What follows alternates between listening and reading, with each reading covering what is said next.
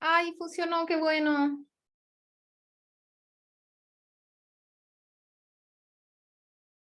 Ya.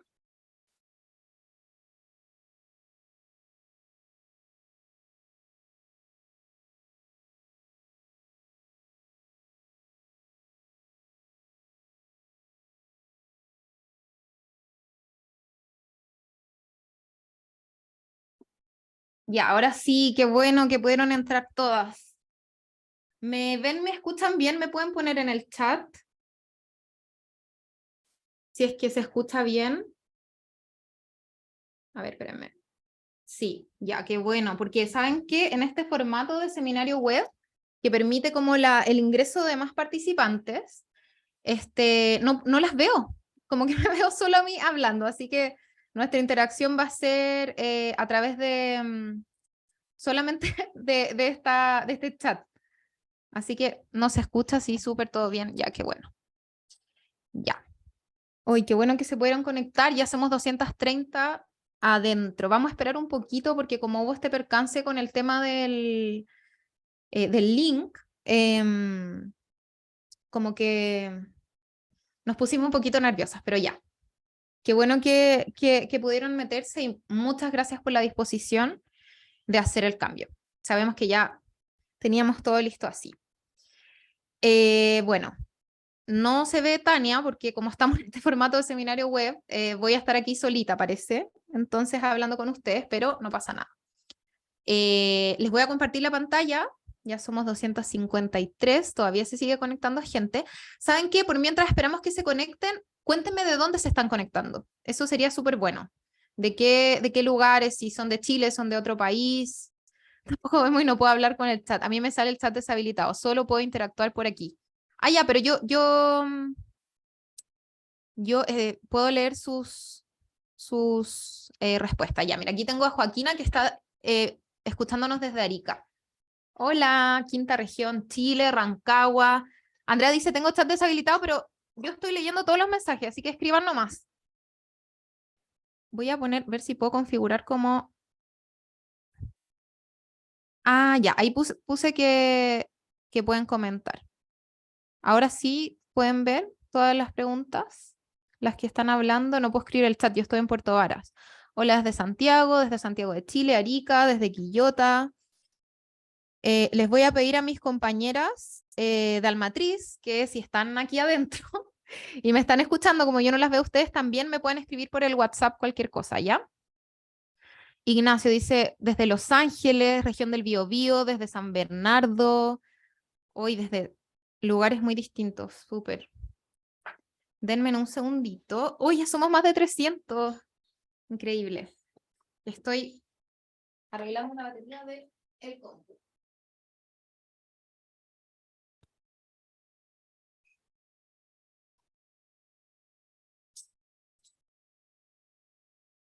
Ya, súper. Ahora sí, ya, vamos a empezar. Ya somos 310 personas adentro.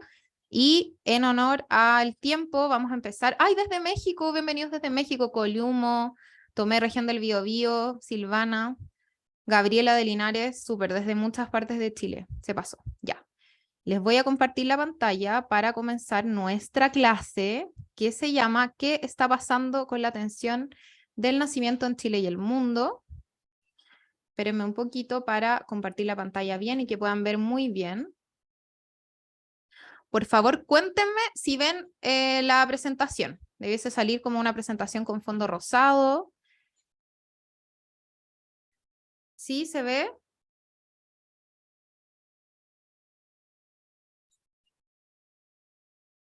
Sí se ve. Ya, qué bueno. Ya, me estresé mucho con este cambio, pero qué bueno que se pudo solucionar y que se están conectando. Ya somos 335 personas, así que genial. Ya, voy a comenzar. Bueno, primero me presento. Mi nombre es Magdalena Rivera, soy antropóloga social de profesión y soy dula y directora de Almatriz Dula. Seguramente me han visto por ahí en las redes haciendo videos, conversando. Comencé mi camino como dula hace ya 8 años con el nacimiento de mi primera hija. En realidad, mi llamado fue un poco antes de eso. Como antropóloga me interesaban los temas de las parterías, de los embarazos y partos en distintas culturas. Y ahí como que me empezó a llamar este tema.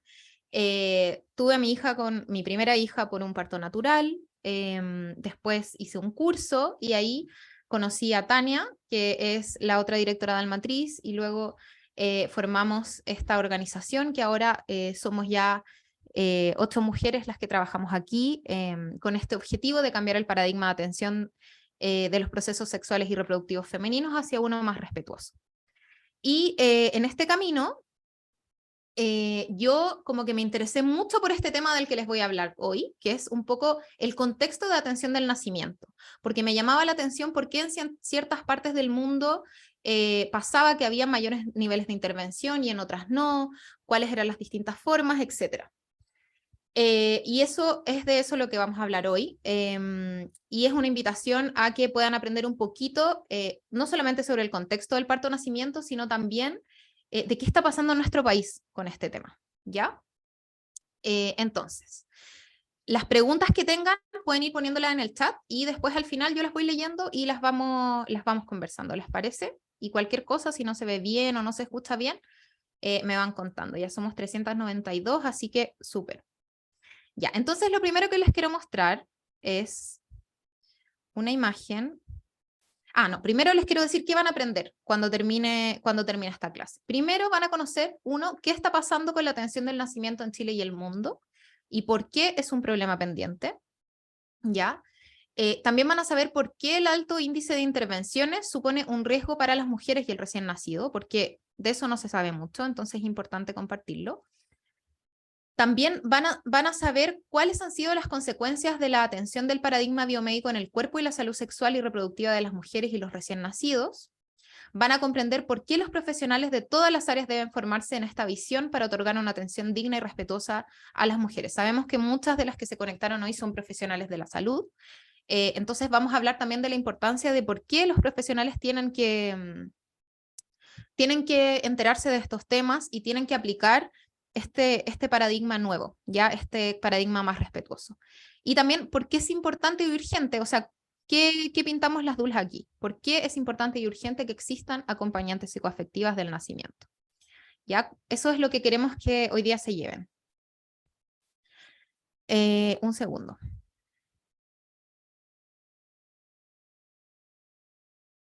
Ya, seguimos.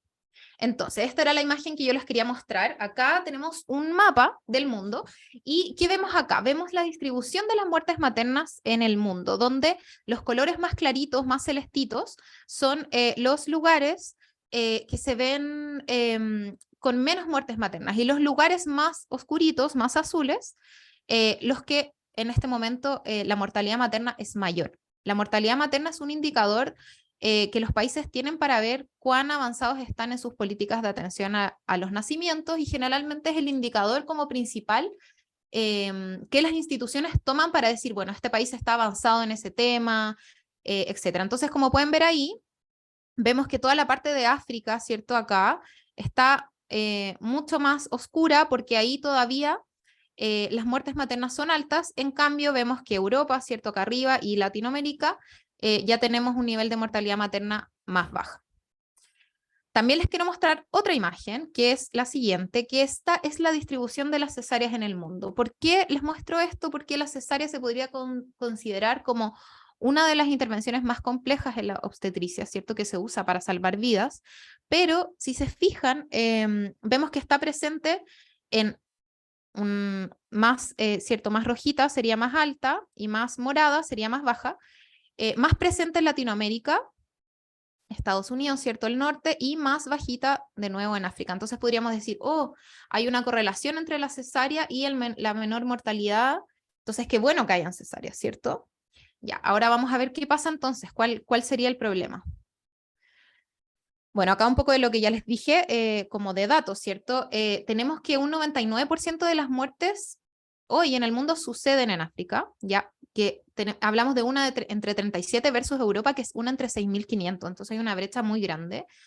Pero a pesar de eso, igual vemos que la mortalidad materna ha disminuido en un 45% desde 1990, porque más mujeres están recibiendo atención prenatal, la cual alcanzó un 83% entre el 90 y el 2012.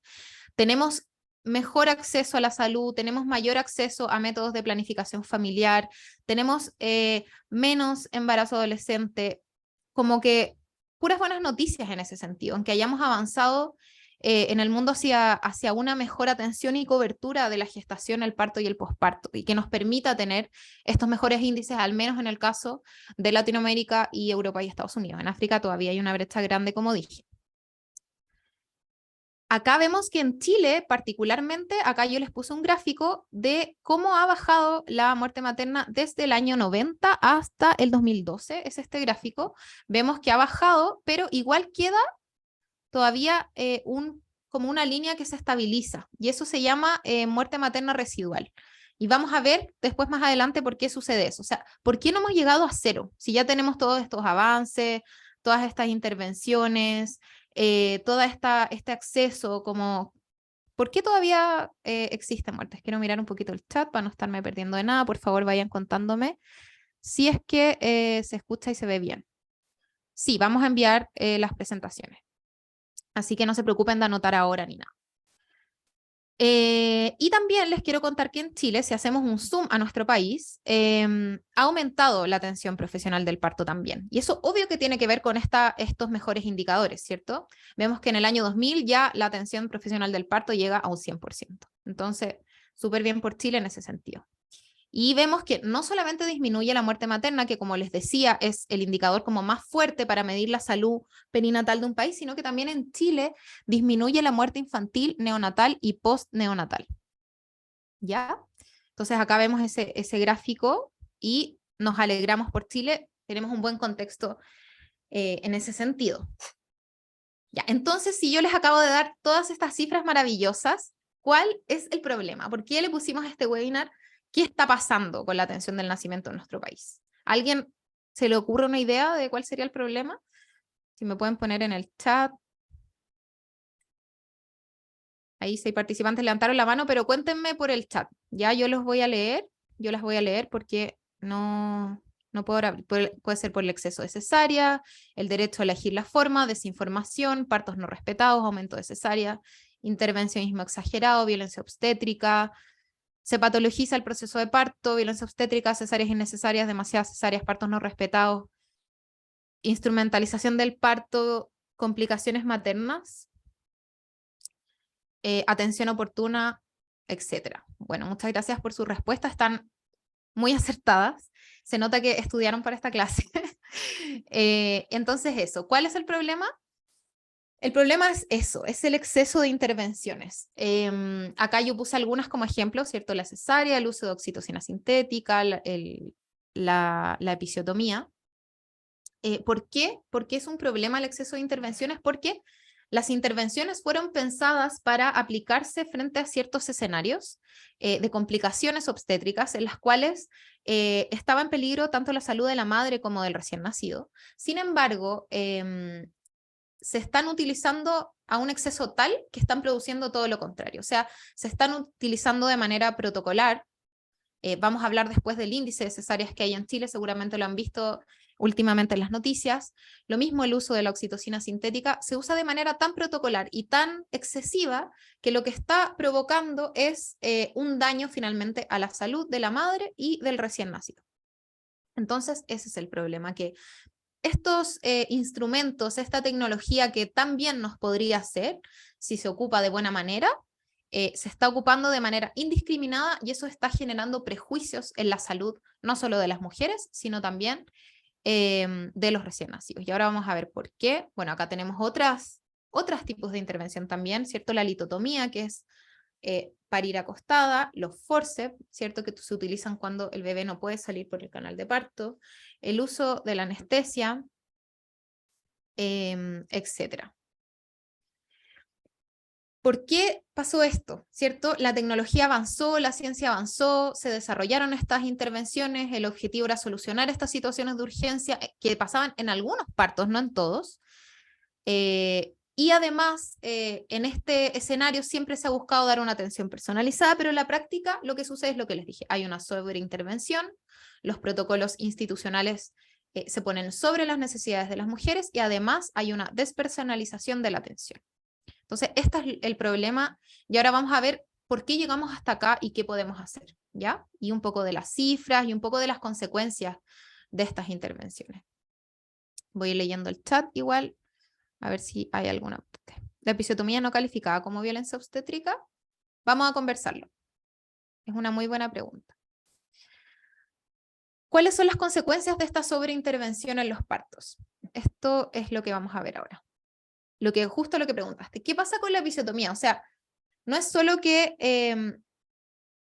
yo voy a parir, por ejemplo. Y esto es muy clásico, quizás a alguno de ustedes les pasó. Y dice, uy, la guagua no sale. O sea, estuve un ratito en trabajo de parto, pujé harto rato, la guagua no sale, te tengo que hacer una episiotomía. Yo ni siquiera sé lo que es eso. Plum, me cortan, hacen este corte, ¿cierto? En el periné. Y después, ¿qué puede suceder con eso? Uno, pueden haber lesiones en la musculatura del piso pélvico porque es un corte, ¿verdad? Que toma distintas capas musculares. Pueden haber dolores al tener relaciones sexuales, tanto a mediano como a largo plazo. Pueden haber problemas de incontinencia urinaria o fecal. Puede haber dificultad para sentir placer en las relaciones sexuales. Y la cicatrización, lamentablemente, es lenta y dolorosa. Entonces, en ese sentido, si tenemos esta intervención que, claro, puede aportar a que el bebé salga más rápido, ¿verdad?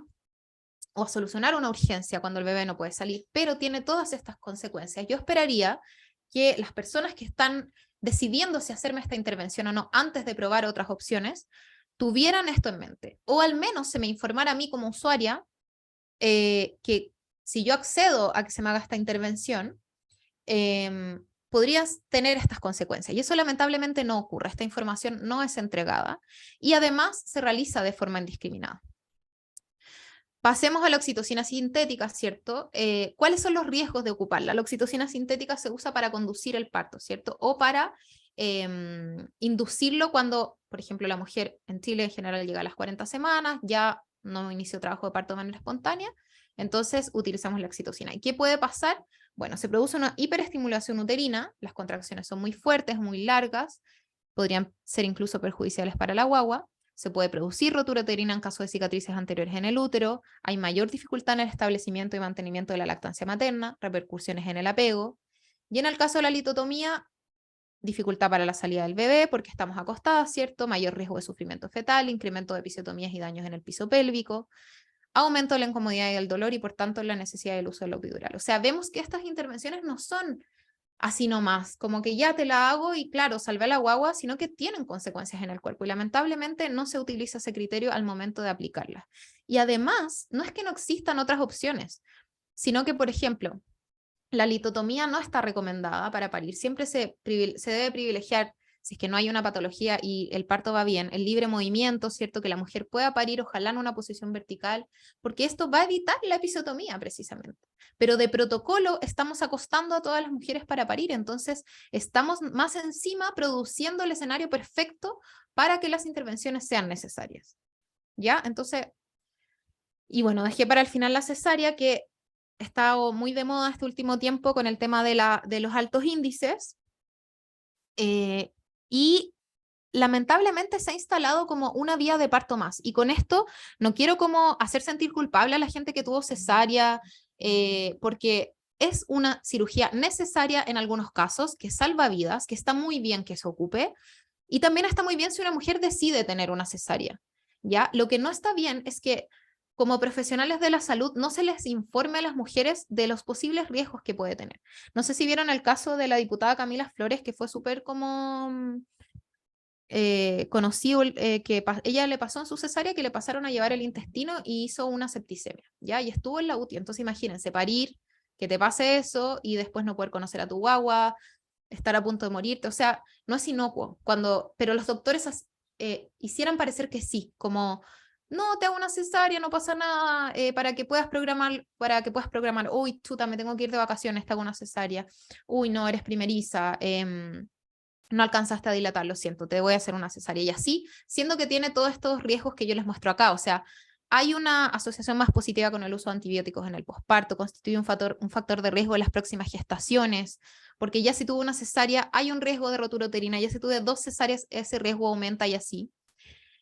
Además tiene un costo económico, porque cuesta más en términos de plata una cesárea que un parto vaginal. en instrumental, médico, personal, pabellón, etc. Entonces, hay un gasto, digamos, mayor. Se asocia con el incremento de la mortalidad fetal, un mayor número de bebés en unidades de cuidados intensivos, y no voy a leerlo todo, pero no es inocuo, ¿ya? Ahí también si me quieren ir como escribiendo sus impresiones sobre lo que voy diciendo, súper, yo voy a ir leyendo a medida que pueda el chat también. Ay, perdón, se me fue para arriba esto. Ya, entonces, ¿por qué el nivel de intervenciones es tan alto? ¿Ya? ¿Por qué llegamos a esto? ¿Qué pasó en el camino? Si en el fondo hay información de que el parto de manera fisiológica, de respetar los ritmos, si finalmente es un proceso natural, digamos, ¿por qué llegamos a este punto? ¿Ya? Entonces acá yo les quiero contar algo que he estudiado desde la antropología hace mucho tiempo, y es que el sistema médico en el que nosotros nos insertamos, al que hemos asistido toda la vida a nuestros controles desde niños, ¿cierto? Del dentista, de cuando nos enfermamos, que vamos al doctor y qué sé yo, no por ser científico significa que es objetivo, ¿ya? No significa que está exento de la cultura. Los sistemas de salud son sistemas culturales, o sea, tienen que ver con los grupos y las realidades sociales y políticas y económicas que los producen. Entonces no están exentos de una mirada frente a las cosas. Y como vivimos en una sociedad occidental, capitalista, patriarcal, obviamente el sistema médico va a reflejar también esa cultura. Y en el caso de la gestación, el parto y la atención de los derechos sexuales y reproductivos en general, eso se manifiesta de una manera muy fuerte. ¿Cómo se manifiesta? En el caso de nuestra cultura, tomando la forma del sistema biomédico. ¿A qué nos referimos con esto? El sistema biomédico es la forma que tomó la atención, la salud en nuestra cultura. Esta no siempre ha sido así, surgió en Occidente a fines del siglo XIX y ha influenciado las prácticas de sanación y salud de todo el mundo, posicionándose hegemónicamente. ¿Ya? Esto es súper importante porque no es que todo el mundo siempre haya tenido este sistema médico. Antes, cierto, de la globalización, cada cultura tenía sus prácticas. Tenemos la medicina china, por ejemplo, que es una medicina tradicional muy antigua, de miles de años.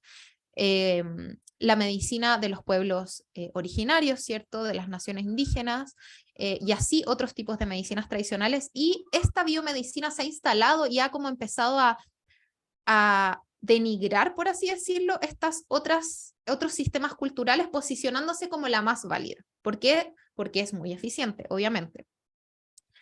Pero tenemos que destacar que la biomedicina lamentablemente se centra en un aspecto nomás del ser humano, que es el aspecto físico y el aspecto de la enfermedad. No es un sistema médico que nos mire de manera orgánica en todos los aspectos que tenemos como seres humanos, ¿ya? Voy a ir mirando ahí el chat, a ver si hay algo. Todavía no. Ok.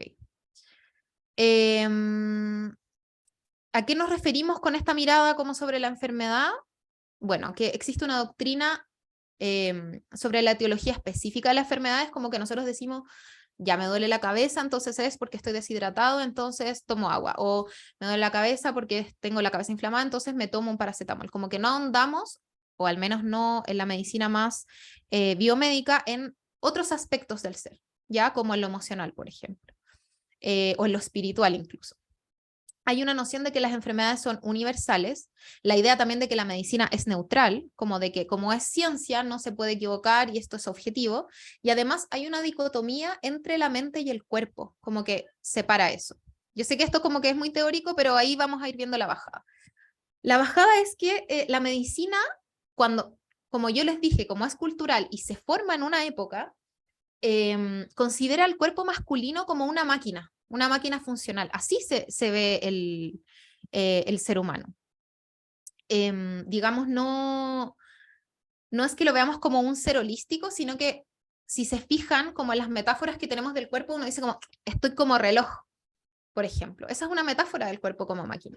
Tenemos los sistemas, sistema digestivo, sistema nervioso, sistema respiratorio, como cosas separadas. Incluso si vemos las imágenes anatómicas, se corta la cabeza de la gente, cortamos por la mitad, diseccionamos, obviamente para aprender, pero separamos. Entonces, esta ha sido como nuestra metáfora principal. Y al momento en que la biomedicina se instala, ¿cierto? Quienes podían estudiar eran hombres, no mujeres. Las mujeres estamos vetadas del espacio universitario, ¿cierto? Entonces, los procesos se estudiaron desde una mirada masculina y el cuerpo femenino fue estudiado como una versión defectuosa del cuerpo masculino. ¿Ya? Un cuerpo inherentemente defectuoso. De hecho, hay láminas anatómicas antiguas donde se puede ver como la parte del útero, no sé por qué no pusimos la foto, pero puedo mandárselas después, como un pene invertido, por ejemplo. Entonces, claro, si nuestro parámetro es el cuerpo masculino, obviamente el cuerpo femenino se presenta como extraño, como defectuoso, etc. Y esto también lo podemos ver con consecuencias hasta hoy. Muchos de los estudios científicos que se hacen se han hecho en población masculina, ya, por ejemplo, los remedios. El estudio, no sé, de los antidepresivos, ¿no? El abarcar distinta población etaria y de sexo es algo reciente, entonces muchas veces incluso las dosis de los remedios están medidas en población masculina y eso ha afectado a la parte femenina. Entonces, como en resumen, para no quedarnos solo en lo teórico y bajar, esta biomedicina se instala principalmente como un modelo tecnocrático, ya que viene de la tecnología a la máquina. Y ahí resume lo que yo dije anterior. Se separa la mente del cuerpo, el cuerpo se ve como una máquina, el paciente se ve como un objeto, ya se aliena el médico del paciente. ¿Cuántas de las que son profesionales de la salud no les dijeron que separaran su parte emocional, etcétera? Los cuidados se organizan de una manera jerárquica y muy estandarizada. O sea, este es el protocolo del hospital y no importa mucho las características personales como de la persona que venga a ti, ¿cierto? La autoridad y la responsabilidad son inherentes del médico, no del paciente. Se sobrevalora la ciencia y la tecnología. Hay una intervención muy agresiva, centrada en los resultados a cortísimo plazo, y hay una intolerancia hacia otras modalidades de atención o una como denigración de las otras modalidades. Es un sistema que busca el beneficio económico. ¿Para qué nos vamos a meter en ese tema? O sea, Chile es un ejemplo con todo el tema de las ISAPRES, y la muerte se ve como una derrota, no como lo que es, que en el fondo es como una parte de la vida, digamos, posible, pero no, en el sistema médico es como que la muerte yo perdí, y de hecho hablamos muy poco de ese tema. ¿Cómo entonces esta biomedicina, este modelo tecnocrático fue avanzando y fue transformando el territorio de nacimiento? Porque convengamos que los partos no siempre sucedieron en el hospital, quizás ya acá todavía hay gente que su abuela o su bisabuela nació en la casa o parió en la casa. Antes las mujeres parían en la casa, en un lugar familiar, ¿cierto? Acompañada de mujeres de su comunidad, podían comer y beber según lo que sintieran en el momento. Había más privacidad, ¿cierto? Había otra dinámica en torno al parto, pero después este conocimiento científico y moderno se fue calificando, empezaron a estudiar obstetricia, ¿cierto? Hombres, se traslada el parto de la casa al hospital con el argumento de que en la casa en el fondo era muy sucio, de que había muchas infecciones, hubieron epidemias de fiebre puerperal, ¿cierto? Que era cuando las mujeres después de parir en el posparto inmediato les venía como esta fiebre por infección. Y aquí lo curioso es que todo eso fue el argumento para que las personas en el fondo empezaran a desconfiar del parto en casa y se entregaran a las manos del hospital. Obviamente también el desarrollo de los métodos anestésicos fue un avance enorme. El dolor del parto sabemos que es muy intenso y las mujeres querían tener un alivio a ese dolor también. Eso también ayudó a que avanzara estas ganas de parir en el hospital, y finalmente también hubo una campaña muy fuerte de degradación a las parteras tradicionales. Se les tildó de ignorantes, que no sabían nada, que eran sucias, y que ellas en el fondo mataban a las guaguas, etc. Acá igual quiero puntualizar, porque este es un argumento muy conocido, el tema de la fiebre puerperal, como que en la casa en el fondo se morían las guaguas porque era cochino y las parteras no sabían nada. Y en realidad desde que empezamos a tener estadísticas, ¿cierto?, sobre salud pública, fue en esta misma época, cuando los partos se trasladan de la casa al hospital. Y los primeros partos hospitalarios, la asepsia no era conocida, o sea, los doctores no sabían que se tenían que lavar las manos al momento de hacer algún procedimiento médico. Eso se descubrió en el tiempo, entonces acompañaban un parto, tocaban todo, después acompañaban otro parto, tocaban todo, o operaciones, etc. Y entre el mismo hospital se iban pasando todos los bichos, las bacterias y las infecciones, y murió mucha gente en ese proceso.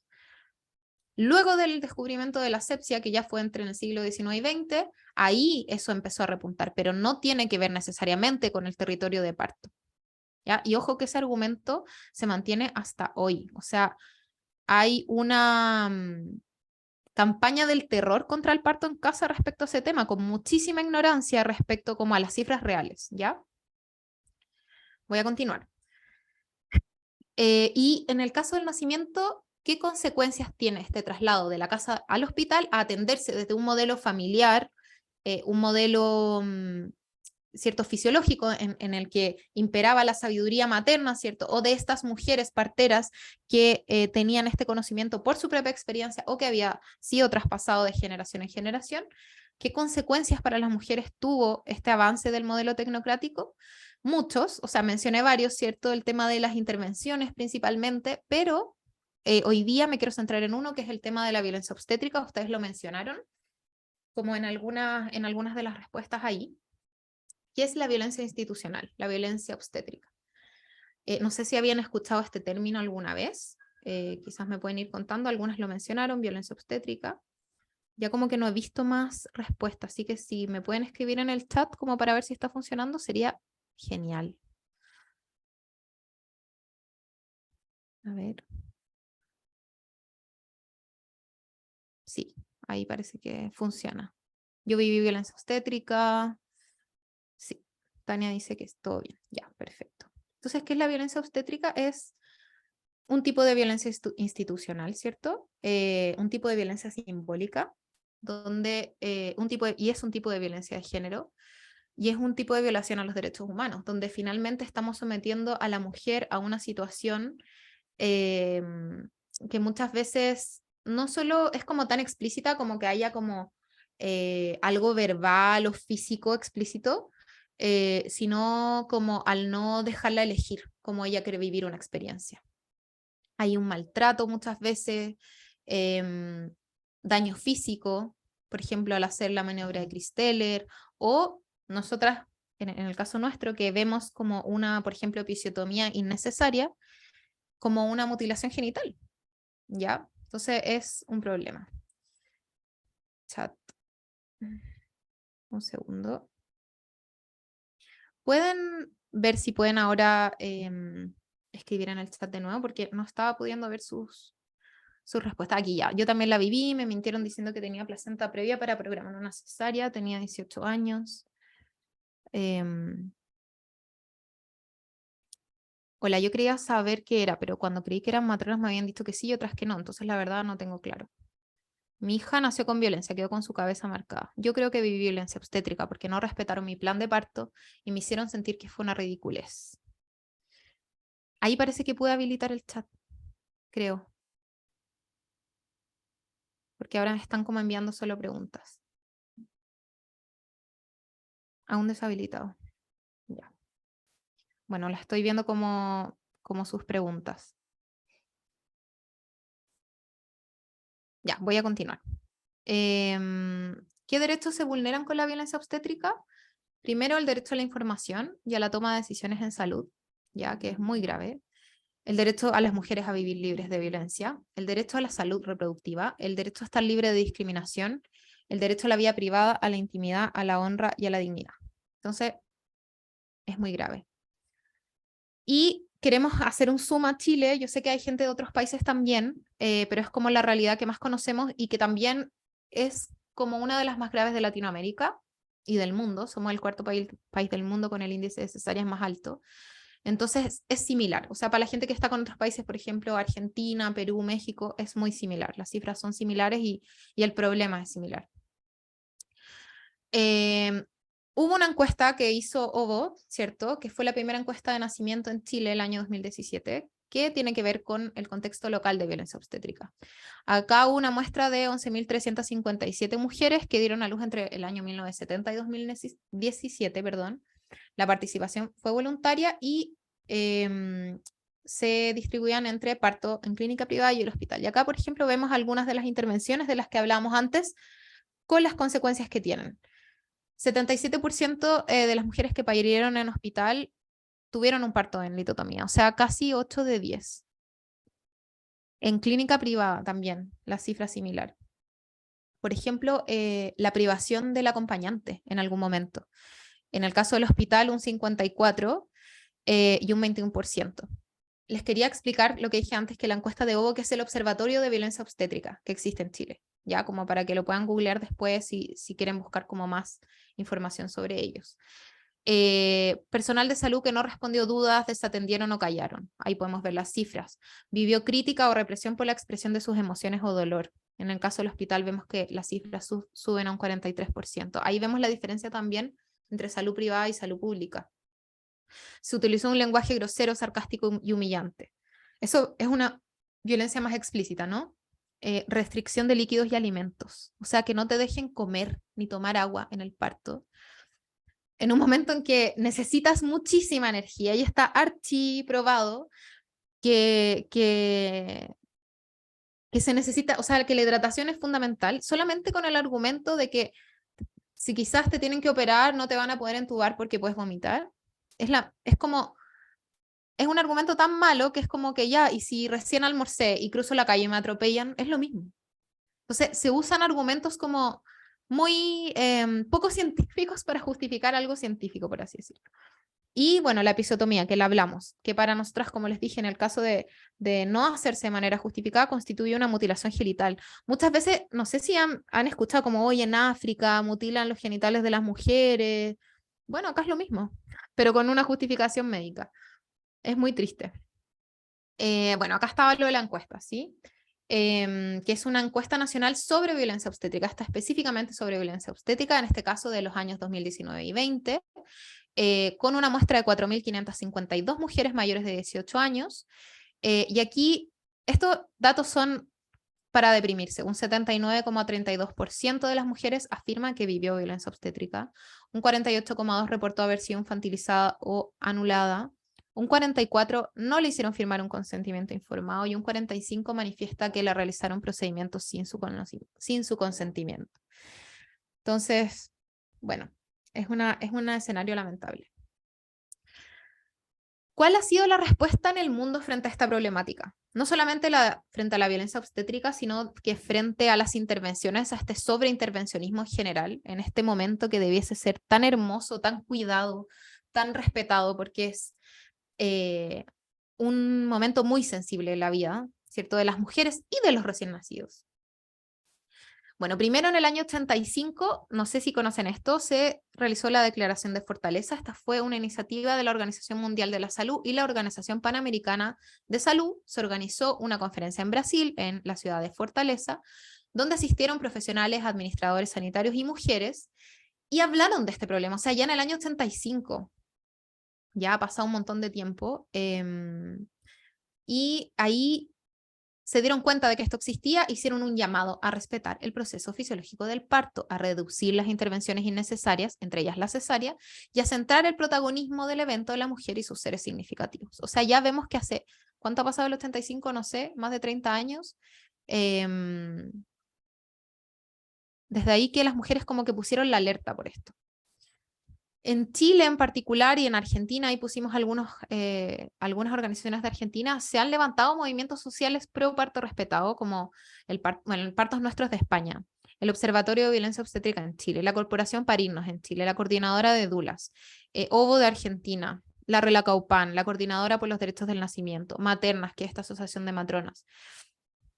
O sea, vemos que las mujeres nos hemos movido por este tema. Ha habido respuesta, o sea, no estamos indiferentes. Y se propone frente a esto, frente a este problema, un modelo humanizado, que seguramente muchas de las que están acá lo han escuchado hablar. No es un modelo que solamente se haya propuesto para el tema del parto, sino que también para la salud en general, que propone mirar este proceso desde otra perspectiva, donde haya una conexión mayor entre el cuerpo y la mente, donde el cuerpo se mire como un organismo, ¿cierto? Y no como una máquina, donde el paciente se vea como un sujeto relacional, que tiene emociones, que tiene sentimientos, que tiene familia, que tiene contexto, donde se le entregue información para una toma de decisiones informada y que la responsabilidad de las decisiones sea compartida, porque no por ser también profesional de la salud significa que tengo todas las respuestas, ¿ya? Y también hay una autonomía y hay un poder de las mujeres en poder decidir, en poder decir, yo quiero este tipo de parto, incluso una cesárea. Y que si algo sale mal, poder decir, ok, salió mal, pero yo lo decidí. Con toda la información sobre la mesa. Te da una respuesta distinta frente a cualquier eventualidad. Una respuesta emocional distinta. Que se produzca un equilibrio entre las necesidades del individuo y la institución hospitalaria. Que se concentre en la prevención. Que la ciencia y la tecnología sean compensadas por esta mirada humanista y que haya una conexión y un afecto entre los prestadores de salud y los usuarios. Ahí, bueno, pusimos pacientes, pero ojalá decir usuarios. Y que haya una integración de otras modalidades. Y que la muerte sea una consecuencia aceptable. Voy a seguir avanzando un segundo. Estoy mirando algo del WhatsApp. Entonces, ¿qué pasó con esto? ¿Qué pasó con estas propuestas? ¿Se transformaron en alguna política pública, en algo concreto? Ahora les voy a contar. Sí, tenemos en Chile una política pública que toma estas recomendaciones, que es el Chile Crece Contigo. Me imagino que muchas personas de acá lo conocen. Es una política pública que impulsó Michelle Bachelet en su primer gobierno, donde el objetivo era como tener un cuidado de los niños desde el vientre hasta la primera infancia. Entonces ahí se propone atender a las necesidades físicas y emocionales de las mujeres, se propone un énfasis en un acompañamiento más integral y personalizado, un fortalecimiento del desarrollo prenatal, enfatizando la detección temprana de riesgos biopsicosociales, fortalecer también una participación más activa del acompañante, ¿ya? O sea, que las mujeres no sigan entrando solas a los partos, sino que las parejas en general puedan acompañarlas, pero no solo que las acompañen, sino que también estén informados de qué va a pasar ahí y de qué manera acompañar. Y así, ¿ya? Bueno, también tener el Chile Crece Contigo, el tema de la JUAR que se entrega posparto para que todas las guaguas tengan como las mismas cosas al inicio de la vida. Entonces, es como súper, súper completo. Y además, que esto quizás no lo conocen, existe en Chile un manual de atención personalizada con enfoque familiar del modelo reproductivo. Es muy largo el nombre, el manual también, pero si uno lee ese manual, como que es maravilloso. O sea, uno dice, wow, qué avanzados estamos en Chile, o sea, no puedo creer que esto sea del Ministerio de Salud. Ahí se promueve la participación y el fortalecimiento no solamente de la pareja, sino de una red social amplia que garantice la protección del recién nacido. Se enfatiza anteponer las necesidades de las familias por sobre las del personal de salud. Se considera a las mujeres y sus familias sujetos activos dentro del proceso y se consideran factores psicosociales y emocionales al momento de la atención. ¿Ya? Estos en Chile, existe el manual, es una política pública y es del MinSal, o sea, súper oficial. Y además, desde la Organización Mundial de la Salud, que podríamos decir ya como que lo más oficial del mundo, ¿cierto? Muy institucional, existen muchas circulares respecto a este tema.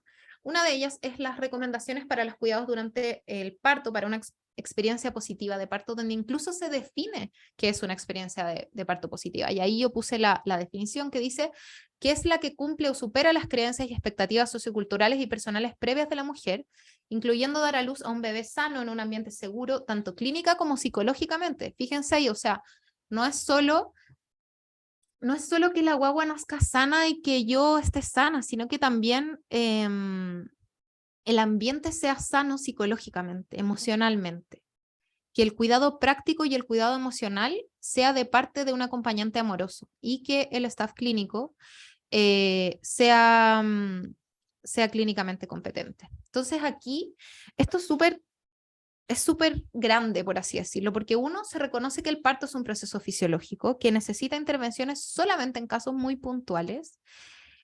Incluso propone recomendaciones concretas, o sea, no te deja solo las definiciones en el aire, sino que propone recomendaciones concretas. Y además, las recomendaciones se diferencian dependiendo del momento del parto. ¿Y qué pasa? O sea, si ya identificamos el problema, ya las mujeres nos levantamos y las instituciones también, y se proponen soluciones, y se proponen políticas públicas. ¿Qué pasa con los profesionales de la salud? ¿Están actualizados en estos programas? y en estas recomendaciones internacionales las aplican en Chile, por lo menos, en Latinoamérica. ¿Están como haciendo caso a estas recomendaciones? Y bueno, la triste realidad es que no es así, que aún nos falta mucho, mucho por avanzar. Como que me da pena después de tantos años de activismo, y ahí mis compañeras yo creo que me entienden, y quizás las que se conectaron hoy, que a lo mejor también llevan en este tema mucho tiempo, como que no tener buenas noticias con esto, siendo que llevamos muchos años trabajando. Lamentablemente queda mucho por avanzar. ¿Ya? A pesar de los buenos indicadores de mortalidad, que fue los que les mostré al principio, todavía tenemos altos índices de intervención. Acá les puse como algunas emblemáticas. Por ejemplo, en relación a la litotomía, la Organización Mundial de la Salud nos dice que la mujer debe escoger su posición de parto de manera libre, pero en Chile todavía 8 de 10 mujeres paren acostadas. Respecto a la oxitocina sintética en el parto, la OMS no recomienda su uso de rutina y en Chile 9 de 10 mujeres se les aplica oxitocina para conducir el parto o inducirlo. Respecto a la restricción de líquidos y alimentos, la Organización Mundial de la Salud recomienda que se coma y se beba durante el parto mujeres de bajo riesgo obstétrico, y en Chile un 81,5% de las mujeres sigue con restricción de líquidos y alimentos. Entonces, no es como que digamos ya, bueno, todavía falta por avanzar, hay unas cifras chiquititas, no, son cifras altísimas. Entonces, es un problema. Voy a ir leyendo las preguntas a ver si hay algo por ahí. No, no alcanzo a ver nada.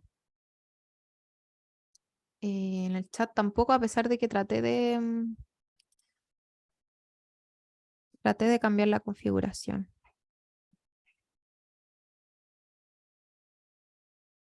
Quizás si prueban de nuevo de escribirme en el chat. Pero bueno, si no voy a continuar. Las que están en el WhatsApp quizás pueden escribir por ahí también y yo lo puedo ver. Y bueno, esta es como el último golpe que nos llegó en la guata, así como el combo en la guata final de este año, que fue que, como les decía, el Observatorio de Violencia Obstétrica estuvo pidiéndole al MinSal por muchos meses como las cifras oficiales de cesárea, porque intuíamos que durante la pandemia habían aumentado mucho, porque primero las dulas no nos dejaron entrar a los partos, y hasta ahora pasa. O sea, ya casi ni una clínica nos está dejando entrar. Los acompañantes tampoco. Y porque veíamos que se justificaba mucho el tema de la intervención por la pandemia, como, no, porque el COVID y no tienes el PCR positivo, entonces cesárea programada. Cosas así. Perdón, no tienes PCR negativo como te lo pedían, como que tuvierais de 24 horas antes, entonces, ¿cómo ibas a saber cuándo te ibas a parir para hacértelo 24 horas antes?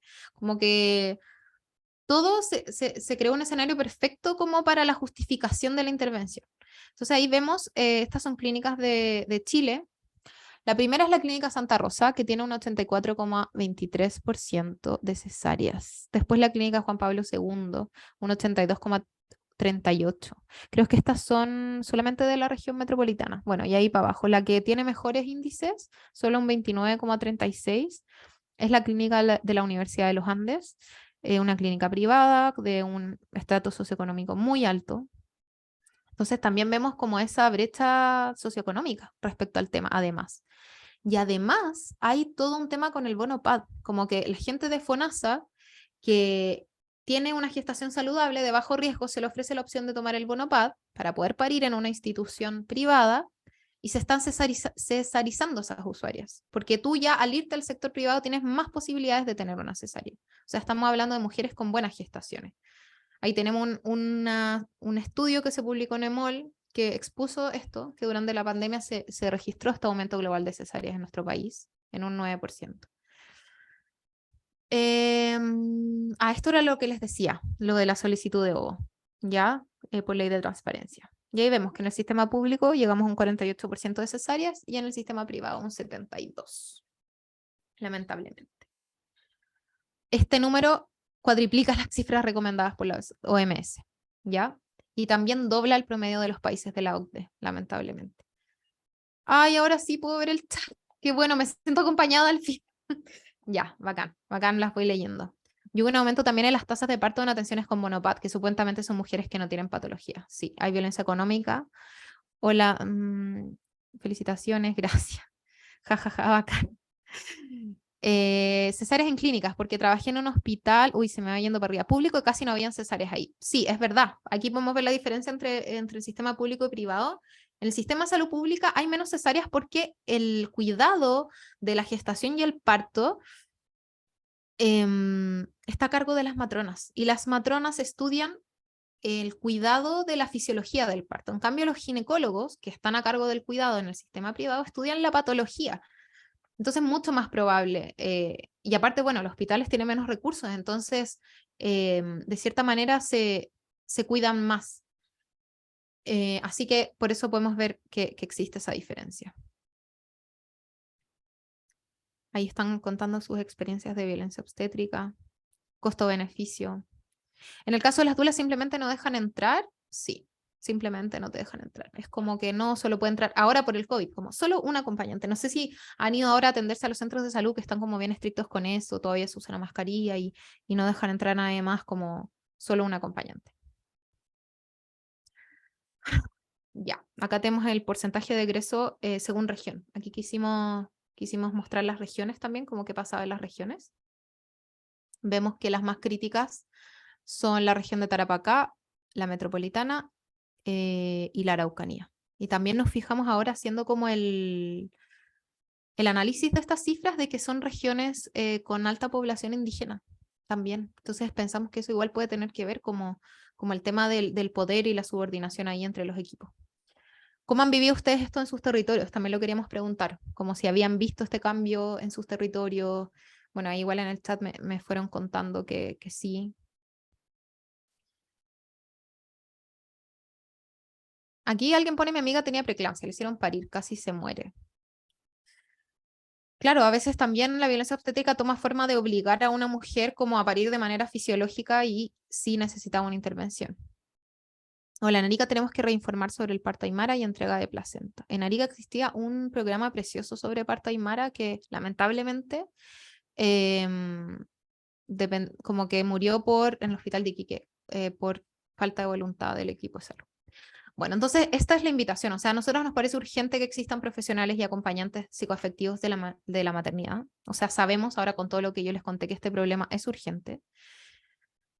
Necesitamos que más y más gente se empape de estos conocimientos para que adapte sus servicios y trabajos, considerando todos los factores biopsicosociales que influyen en los procesos de gestación, parto y posparto.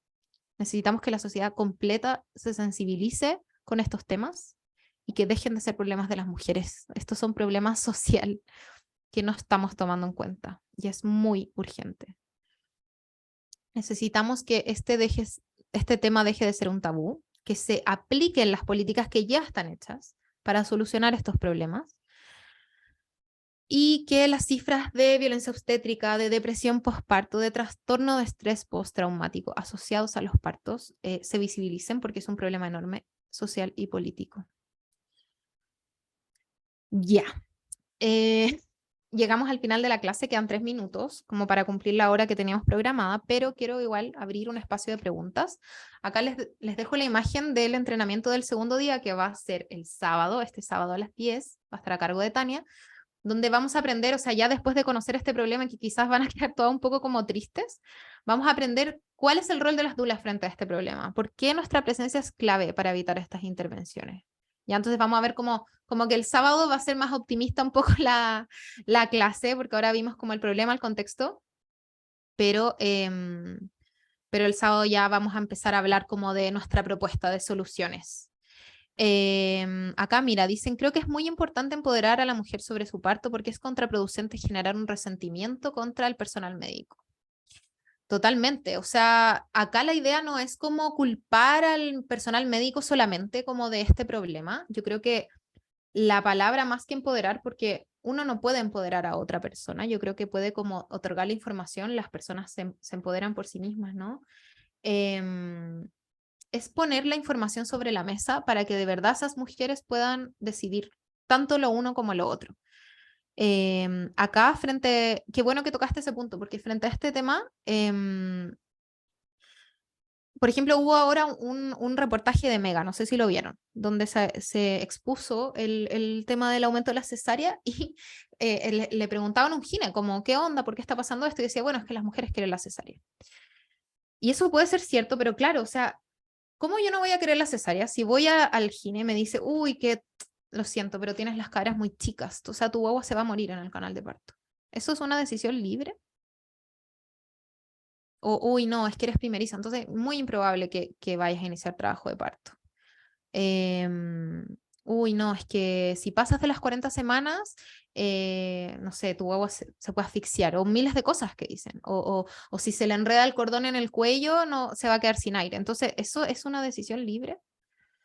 Aquí, por al tener toda la info, creo que podemos con mayor confianza preguntar y conversar con nuestro médico y llegar a un buen acuerdo entre lo médico y lo que yo siento. Creo que es un trabajo en equipo, totalmente. Eso es lo que propone este modelo humanizado, en el fondo que ambas partes en el fondo nos pongamos de acuerdo y podamos tomar una decisión informada y también si a veces las cosas no salen como queramos, por ejemplo, yo planifiqué mi parto natural, me informé, hice todos los ejercicios, hice yoga a los 9 meses y finalmente tengo una cesárea, como tener la certeza de que fue una cesárea necesaria y como decir qué bueno que pude tenerla, porque pude como cuidar mi salud, la salud de mi guagua, salió todo bien, pero como con esa tranquilidad, no con esa duda como, ¿habrá sido realmente necesario esto, sí o no? A mí el doctor me dijo que era vieja y que me haría una cesárea y sacarme el útero porque me iba a dar cáncer. Eso es violencia obstétrica, lamentablemente. O sea, ¿cómo te puedo decir eso sin tener un antecedente? Lo que pasa muchas veces es que el personal de salud debe correr en muchas oportunidades porque son muy pocos para tantas usuarias en el sector público. Por eso en muchas ocasiones no se logra un real acompañamiento. Es triste. Eso es muy cierto. O sea, esto no es para, no quiero que quede como la sensación de que yo creo que como que los doctores son malos o las matronas son malas y las mujeres son buenas. Obviamente estamos como con poco tiempo, una clase corta, no se puede dar todo el contexto, sino que los doctores son víctimas de este mismo sistema médico y las matronas también. Eh, Incluso dentro de la carrera de medicina o la carrera de obstetricia hay mucha violencia entre las mujeres que son practicantes, que recién llegan, entonces hay un contexto de alto estrés, hay pocos recursos. Obviamente, ¿cómo voy a dar lo mejor de mí como profesional de la salud y voy a hacer un buen acompañamiento si es que no he dormido en 48 horas y me trata mal mi supervisora? Es imposible. Entonces es un problema muy integral, son muchas cosas. No creo que la clase haya sido negativa. Nos presentaron el panorama real cuando llegas a parir súper empoderada y los protocolos del hospital o clínica te limitan. Ahí se produce la frustración. Es bueno y triste a la vez saber que no solo fue mi experiencia porque nos lleva a unirnos para solucionarlo. Sí, yo también creo que esa es un poco la visión que estamos tratando de transmitir. En ningún caso como echarle la culpa a nadie, sino que como ver que es un problema complejo, es un problema que no tiene como una solución, sino que tiene que ser una solución de parte de todos los sectores y por eso nosotras en el resto de los días, en el fondo, em, queremos ir proponiendo esa solución o desde nuestro lado, como desde nuestro lado de las dulas como mujeres, madres, acompañantes psicoafectivas de la gestación, el parto y el posparto, cómo podemos aportar a solucionar este problema. Ya, chiquillas, ahora vamos a tener un encuentro solamente para las que están inscritas en la lista de espera. No sé si estuvieron atentas a eso, pero hubieron muchas mujeres que se inscribieron a una lista de espera. Para acceder a la escuela de Dulas al Matriz, vamos a tener ese encuentro en unos minutitos. Obviamente, como tuvimos este problema del link, tuvimos que hacer un nuevo link para que no nos pase lo mismo. Así que les va a llegar un correo. A las que están en la lista de espera les va a llegar un correo ahora y tienen que ver ese link de ese correo nuevo que les va a llegar ahora en unos minutos o quizás ya les llegó y conectarse a ese link, ¿ya? Que es para solamente las que se inscribieron en la lista de espera que vamos a tener como una instancia exclusiva.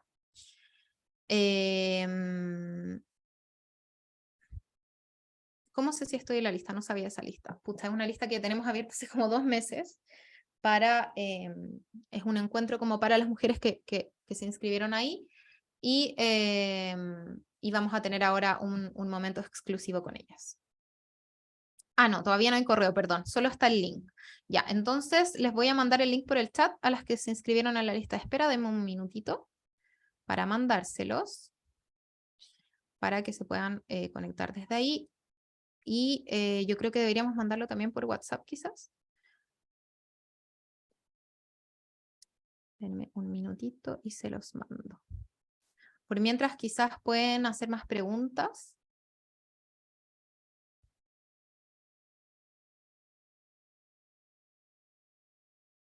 Y ya las voy a mirar. Ahí parece que Tania lo va a mandar al chat, al WhatsApp. Les recuerdo que el sábado es más temprano el encuentro, ya es a las 10 para que no se les vaya a pasar. Les voy a mandar acá en el chat, miren, ahí les dejé el link. Las que están en la lista de espera, cámbiense nomás a la reunión y vamos a esperar igual 5 minutos, por favor, para como ir haciendo como el cambio. Así que no se preocupen, vamos a empezar a las 8:10, yo creo, 8:10, 8:15. Muchas gracias por todo. Por mi parte estoy conociendo este mundo y tomé el taller para tener info. Bacán, esa es la idea, pues que se puedan informar. Así que ahí les dejo hartas veces el link, nos vamos a cambiar para allá. Les agradezco mucho su participación a esta clase, sus preguntas, sus comentarios. Gracias por haber podido cambiar tan rápido y haberse adaptado como a este cambio de último minuto y nos vemos el sábado, ¿ya? Así que nos vemos en el otro Zoom. Chao.